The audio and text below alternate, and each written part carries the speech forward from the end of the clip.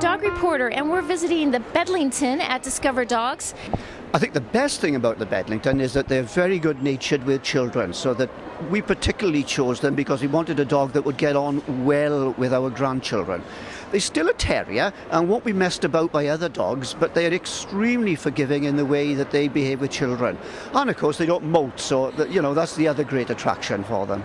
So do you think they should have been favoring for the Obama dog?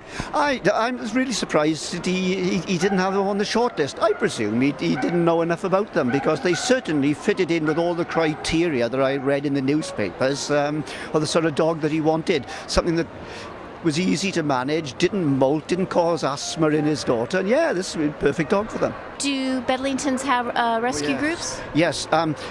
Although we are show people, Bedlingtons are still extensively worked in the UK, and unfortunately among some people, if they don't turn out to be good workers, they put them into rescue organisations.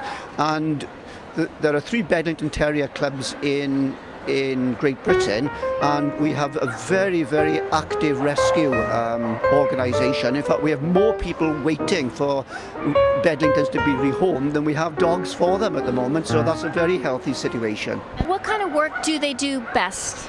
They were originally bred by gypsies up on the Scottish borders, and they were used for poaching, and they wanted a dog that was very lithe and very quick over about 50 yards, because they wanted them to work deep cover to get the hares and rabbits out to run, and then they would release their greyhounds and long dogs to catch the hares. But being a terrier, they didn't really want the terrier to catch the hare because they've got a very hard mouth.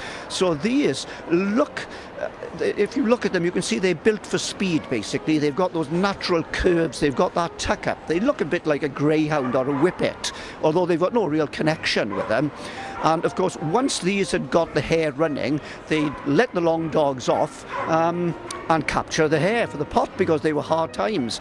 And the trim reflects all of that. They wanted a coat that would withstand the Scottish winter, and particularly thick on the head, but they shaved the ears and the chin so that it didn't get caught in brambles, and shaved the tail. But of course, being gypsies, all the gypsies had earrings, so they always felt that their dog should have a earring as well.